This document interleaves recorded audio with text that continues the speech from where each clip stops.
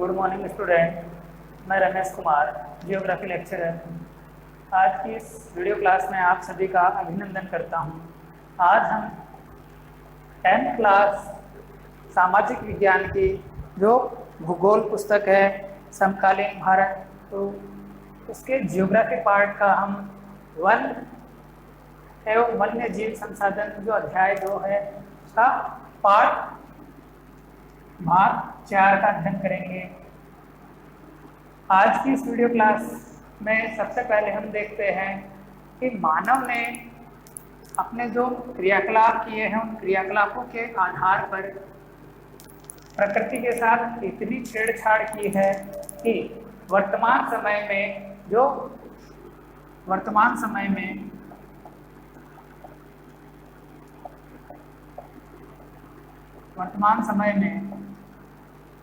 भारत के आधे से अधिक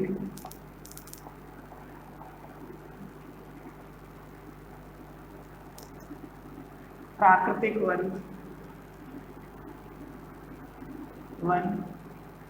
समाप्त हो गए। प्राकृतिक वन समाप्त हो गए।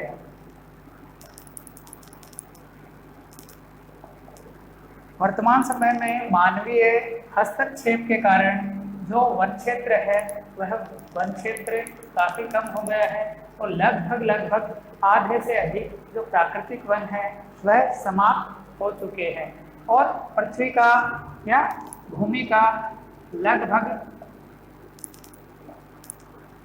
एक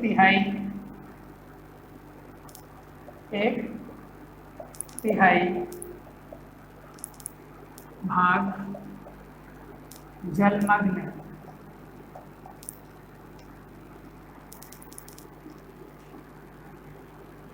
वेटलैंड जलमग्न हो गया है।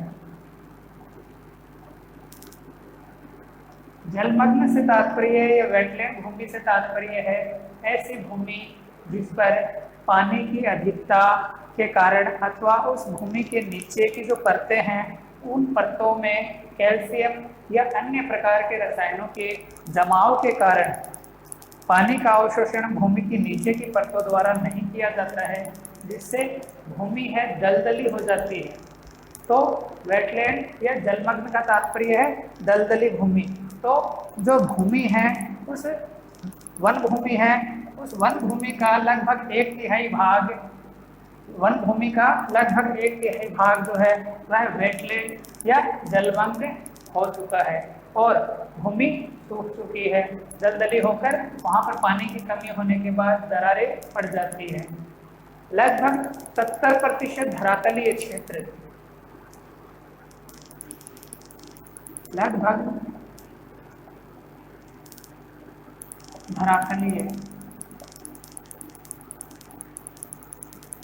ये धरातलीय क्षेत्र के 70% जल स्रोत सूख चुके हैं।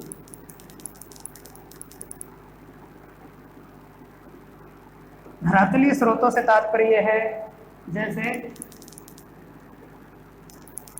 कुएं, तालाब, बावड़ी इत्यादि। जो धरातलीय जल स्रोत है वह धरातलीय स्रोत का लगभग 70% भाग है वह सूख चुका है और ये क्षेत्र है जल विहीन क्षेत्र की श्रेणी में आने लगे हैं, अथवा ये जो भाग है 70% सूख चुके हैं अथवा प्रदूषित हो गए। 70% भाग सूख चुके हैं अथवा प्रदूषित हो गए हैं। तो इस वजह से इन क्षेत्रों में जो यह जल स्रोत है, इन जल स्रोतों का जो जल है मानव तो क्या जीव जंतुओं के पीने के उपयोग में भी नहीं लिया जा सकता है। हमारी धरती है, हमारा जो भारत है, भारत का लगभग 40% मैंग्रोव मैंग्रोव वन नष्ट हो चुकी है।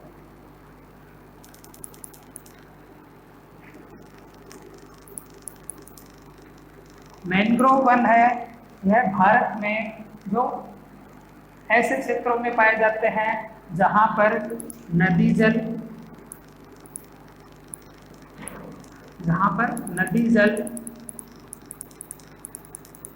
एवं समुद्र का जल अथवा अर्थात नदी जल, स्वच्छ जल प्लस लवणीय जल, जिन स्थानों पर नदी का साफ सुथरा जल और सागरीय लवणीय जल आपस में मिलते हैं तो उस क्षेत्रों में एक विशेष प्रकार की वनस्पति उत्पादित होती है। उस विशेष प्रकार की वनस्पति को हम मैंग्रोव वनस्पति के नाम से भी जानते हैं। भारत में मैंग्रोव वन जो गंगा नदी है, गंगा नदी का जो डेल्टाई भाग है, डेल्टाई भाग, विश्व में सबसे ज्यादा मैंग्रोव वन भारत के जो गंगा का डेल्टाई भाग है, उस डेल्टाई भाग में मैंग्रोव वन पाए जाते हैं। किंतु मानवीय क्रियाकलापों और पॉल्यूशन के कारण लगभग 40% मैंग्रोव वनस्पति है वह लुप्ति के कगार पर पहुंच चुकी है, नष्ट हो चुकी है। जंगली जानवरों का शिकार, व्यापार तथा कीमती पेड़ पौधों की अंधाधुंध कटाई के कारण हजारों प्रकार के जो वनस्पति और जीव जंतु है, वह जीव जंतुओं की जो प्रजातियां है वह लुप्त होने के कगार पर पहुंच चुकी है। ये सब किसकी वजह से हुआ? इन सब के पीछे प्रमुख कारण क्या है? इन सब के पीछे सबसे बड़ा कारण है मानव।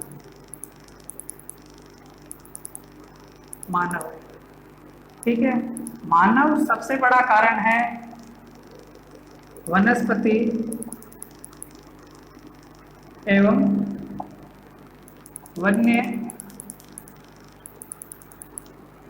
जीवों के ह्रास का। सबसे बड़ा कारण है मानव, वनस्पति और वन्य जीवों के ह्रास का।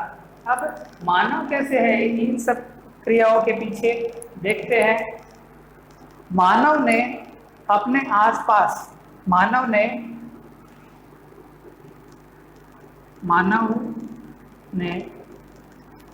अपने आसपास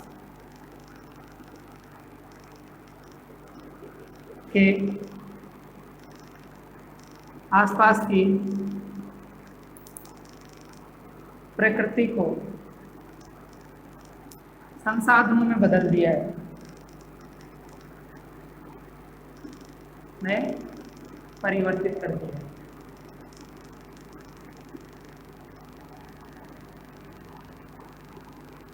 मानव ने अपने आसपास के जो प्रकृति थी, प्रकृति के लगभग संपूर्ण भाग को कीमती और मूल्यवान संसाधनों में परिवर्तित कर दिया है।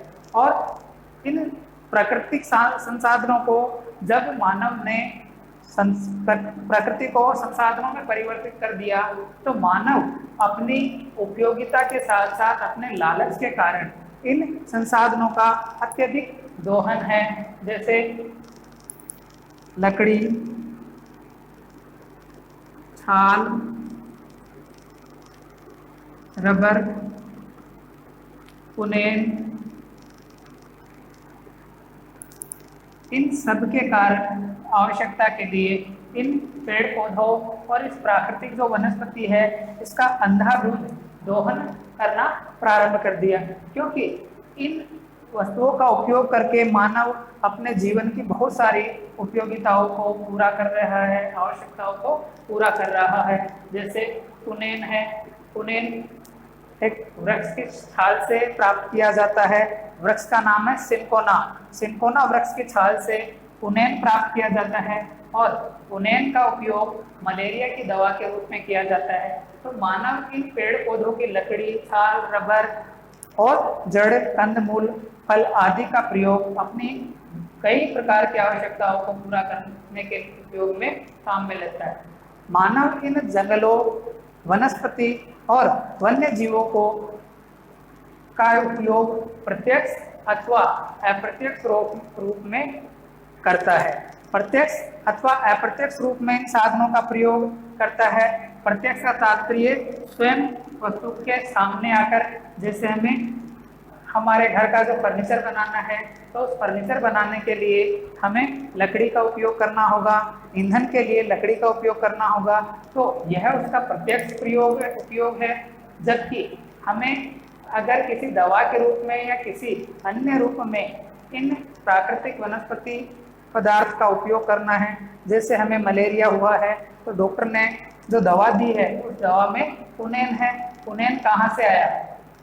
सिनकोना वृक्ष से। तो सिनकोना वृक्ष तक हम नहीं पहुंचे या कुनेन हम नहीं लेकर आए, लेकिन कुनेन से बनी हुई दवा का हम प्रयोग कर रहे हैं, तो यह इस वनस्पति का अप्रत्यक्ष उपयोग है। इस प्रकार मानव ही है जिसने अपने प्रत्यक्ष अथवा परोक्ष जो अप्रत्यक्ष है लाभ के लिए इस प्राकृतिक वनस्पति का अत्यंत अंधाधुंध दोहन किया है, इस प्राकृतिक वनस्पति को सबसे अधिक नुकसान पहुंचाया है। अब विशेष बात है, भारत में प्राकृतिक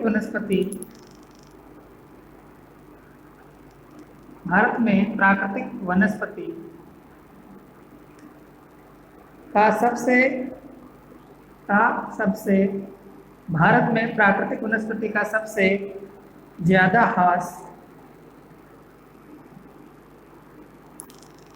उपनिवेश काल में हुआ था।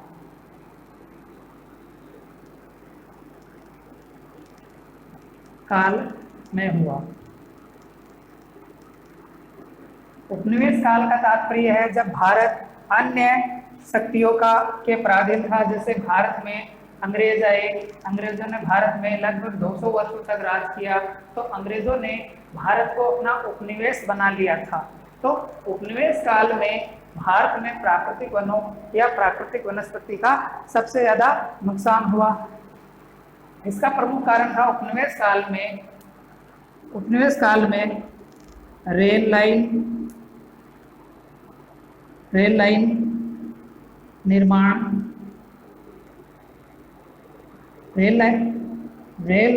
का जो निर्माण है, उस निर्माण के लिए प्राकृतिक वनस्पति का अत्यंत दोहन किया गया था, अंधाधुंध दोहन किया गया था। तो रेल लाइन इसके लिए प्रयोग हुआ था। कृषि के लिए जो वन भूमि थी, उस वन भूमि का उपयोग अत्यधिक बढ़ गया था। व्यवसाय, वाणिज्य और वानिकी की जो गतिविधियां हुई थी, इन सब में जो वन है उन वनों का ह्रास हुआ था। इसी के साथ साथ भारत से अंग्रेज कीमती धातुओं को निकालकर अपने देश में लेकर जाते थे। भारत से कच्चा माल के रूप में जो औद्योगिक गतिविधियां की जाती थी, खनन किया जाता। भारत में मानवीय क्रियाकलापों के कारण रेल लाइन, जो उपनिवेश काल में रेल लाइन, कृषि, व्यवसाय, वाणिज्य और खनन की जो गतिविधियां हुई थी, उन गतिविधियों के कारण काफी मात्रा में प्राकृतिक वनस्पति और वन क्षेत्र का ह्रास हुआ था। इसके अलावा तो कई क्षेत्र ऐसे हैं जहां पर विशेष रूप से कई क्षेत्र ऐसे हैं जो जनजातीय क्षेत्र है, तो उन जनजातीय क्षेत्रों में स्थानांतरित कृषि के कारण भी जनजातीय क्षेत्रों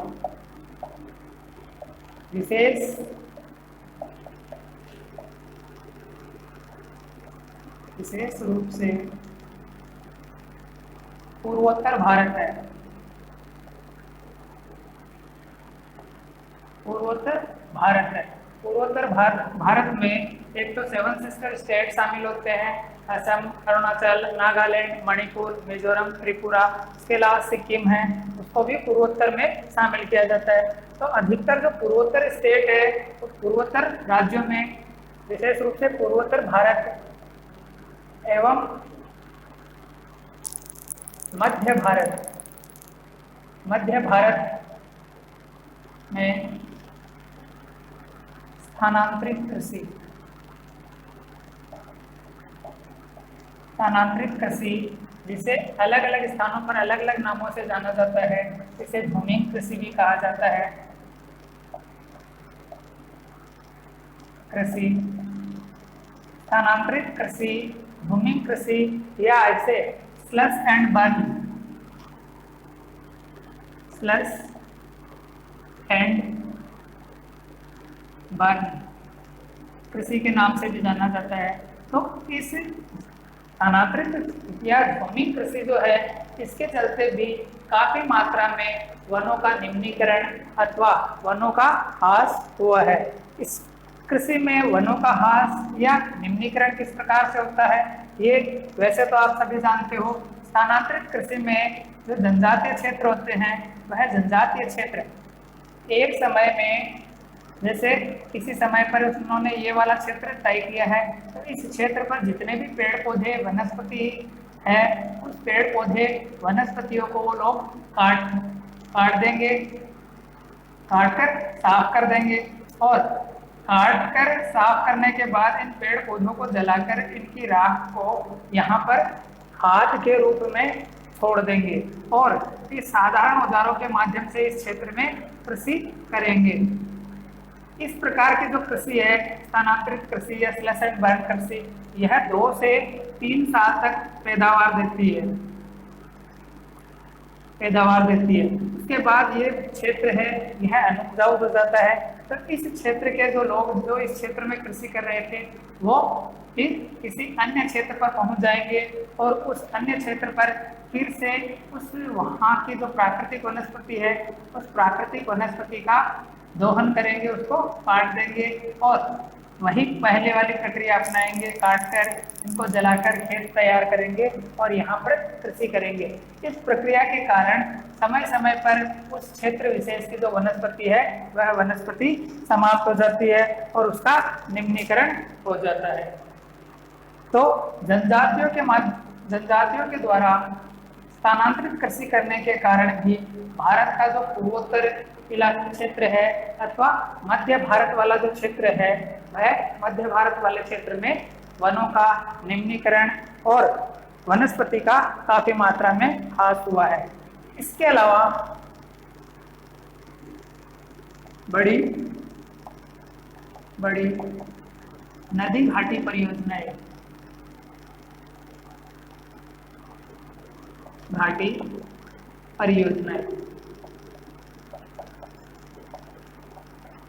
इसके अलावा बड़ी बड़ी जो नदी घाटी परियोजनाएं हैं, वह भी अपने आसपास के क्षेत्र में वन निम्नीकरण या भूमि जो पेड़ पौधे या वनस्पति है उसके ह्रास में काफी योगदान देती है, क्योंकि इन नदी घाटी परियोजनाओं के कारण काफी वन भूमि को, विस्तृत वन भूमि को अधिग्रहण किया जाता है और उस अधिग्रहण के कारण उस क्षेत्र में वनस्पति का नष्ट हो जाता है। जैसे भारत में 1952 में नदी घाटी परियोजनाएं प्रारंभ हुई थी। नदी घाटी परियोजनाएं, नदी घाटी बहुउद्देशीय परियोजनाओं की शुरुआत 1952 में हुई थी। तो उस 1952 में इन नदी घाटी परियोजनाओं के कारण भारत में लगभग परियोजनाओं शुरू हुई, जिनके कारण लगभग 5000 वर्ग किलोमीटर, लगभग 5000 वर्ग किलोमीटर के आसपास की जो भूमि है, वन भूमि है, वह समाप्त हो गई थी। उस क्षेत्र को काटकर साफ करना पड़ा था, वह वन भूमि समाप्त हो गई थी।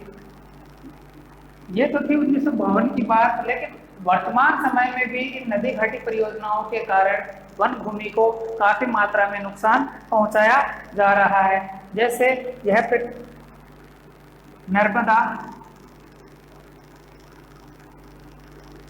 नर्मदा घाटी परियोजना, नर्मदा घाटी परियोजना अथवा नर्मदा जो बहुउद्देशीय परियोजना है, ठीक है। तो नर्मदा सागर परियोजना, नर्मदा सागर परियोजना के कारण वर्तमान में जो मध्य प्रदेश है, मध्य प्रदेश, नर्मदा सागर परियोजना के कारण मध्य प्रदेश में लगभग 4 लाख हेक्टेयर, 4 लाख हेक्टेयर वन भूमि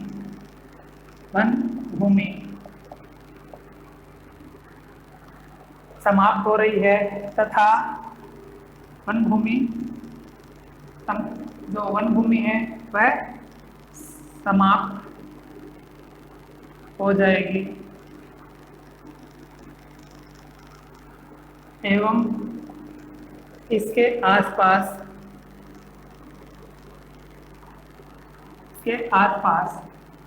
की भूमि जलमग्न हो जाएगी।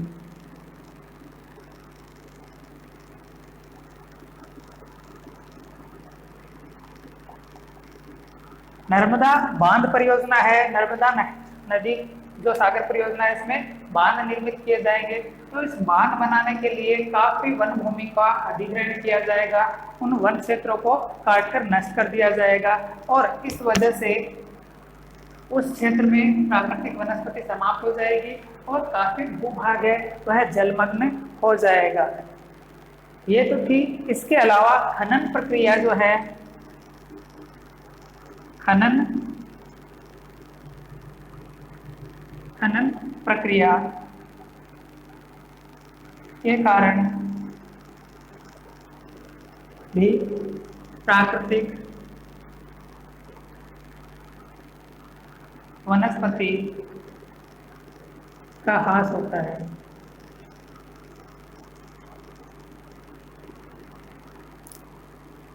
प्राकृतिक वनस्पति का ह्रास होता है। इसका सबसे प्रमुख उदाहरण है पश्चिम बंगाल में बक्सा टाइगर रिजर्व। बक्सा टाइगर रिजर्व जो क्षेत्र है, ठीक है, तो बक्सा टाइगर रिजर्व जो क्षेत्र है उस क्षेत्र में डोलामाइट रिजर्व क्षेत्र, डोलामाइट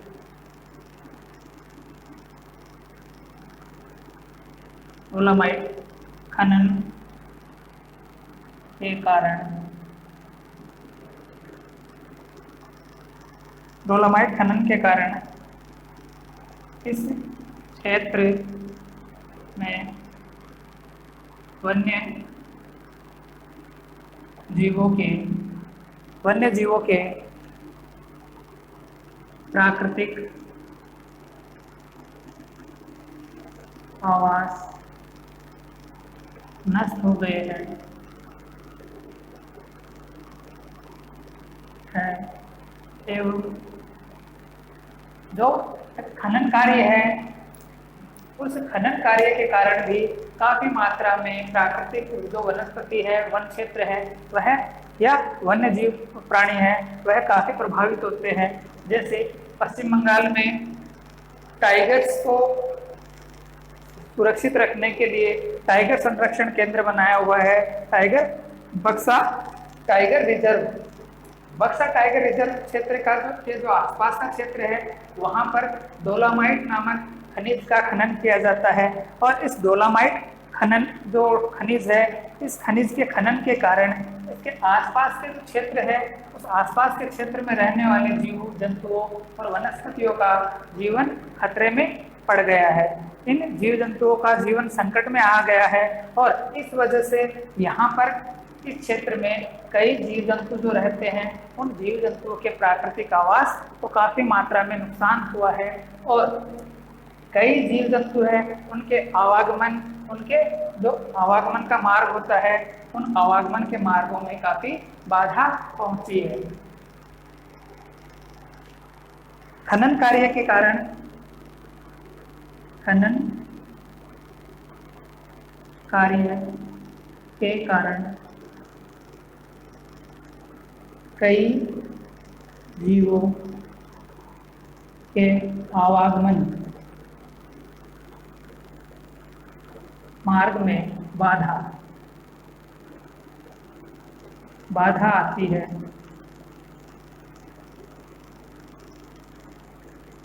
जैसे पश्चिम